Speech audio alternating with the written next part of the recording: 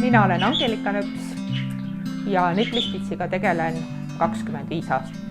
Täna räägin eelkõige rahvuslikest pitsidest ja alustuseks tahakski rääkida sellest, kus siis Eesti rahvarõivastel niplispitsi on kasutatud. Siin on üks käistepits, mis on veel käistele külge õmblemata. See on tehtud siis linasest materjalist. Kasutatakse ka metallist tehtud pitse. Siin on siis üks Rakvere tanupits, mis on tehtud metallsest materjalist. Ja kui me räägime nüüd esemetest, kuhu siis pitsi kinnitatakse, siis kindlasti kõige levinumad on tanud. Siin on üks Lõuna-Eesti tanu, täpsemalt Vasseliina tanu ja siin on siis pits ees.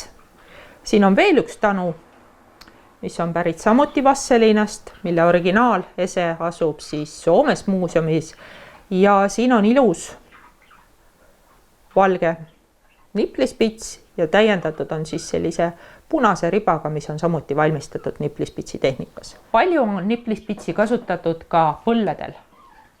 Siin on nüüd siis üks põll, mis on siis Harju-Jaani niplispitsiga. Et kui me räägimegi seda, et kus seda pitsi kasutatakse, siis Eesti naised on kasutanud eelkõige nendel rõivaosadel, mis paistavad silma. See on siis tanud, palmikud ja põlled ja käised. Setu naistel on olnud niplispits ka varuka peal, eriti vanematel särkidel, mida nad ise nimetavad hamedeks. Selleks, et siis ühte pitsi teha, on meil vaja mustrit. Tänapäeval me kasutame siis välja prinditud mustrit, millele siis mina kleebin alla tugevama papi ja peale panen sinise paberi või kleepkile ja seda sellepärast, et kui juhtub, et see trükivärv näiteks annab värvi, siis see ei riku minu niiti ära ja see lähebki siis siia padja peale. Pitsi tegemiseks on vaja siis pulki. Pulki loetakse paaride kaupa. Pulgad võivad olla väga erinevad, et siin on ühed sellised väiksemad sorti pulgad. Kõige levinum on siis valge linane niit. Kasutatakse ka värvilist, nii linast kui puuvillast, seda eriti setud, kes armastavad väga punast niiti. Edevamad pitsid on tehtud nii-öelda metallpits.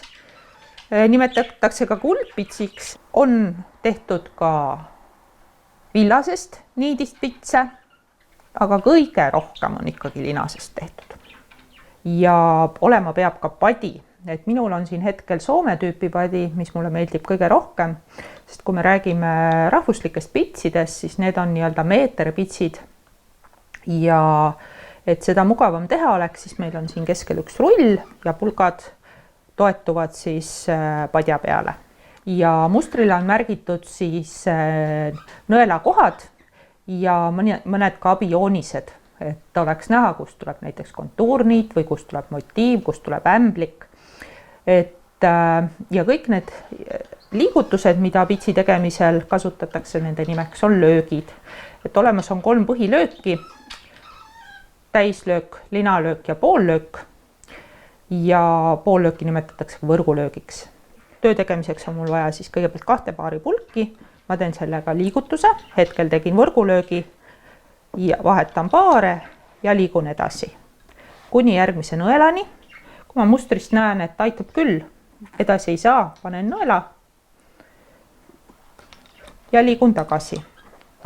See, kas ma liigun edasi või tagasi, see sõltub nüüd mustrist, mustriskeemist ja sellest, millist pitsi ma parasjagu teen. Nüüd hakkab mul kohe romb valmis saama. See, kas romb on õieti nimlatud või on viga sees, seda näed viimase nõela juures. Kui rombi lõpus on sul 2 paari, siis on romb õieti läinud. Kui on paare rohkem või vähem, siis on juhtunud viga. Et sa oled kas kuskil jätnud liiga palju paare maha või liiga palju kaasa võtnud. Nii, nüüd mul sai romb valmis, nüüd ma otsin siit pitsist järgmise koha, kust ma edasi saan liikuda. Ja hakkan jälle pitsi edasi tegema. Poollöök, nõel, poollöök, vahetan paare, poollöök, nõel, poollöök, vahetan paare. võib-olla niplamise puhul peabki armastama rohkem seda protsessi ennast kui seda lõpptulemust. Lõpptulemus on boonus. Aga miks me niplame?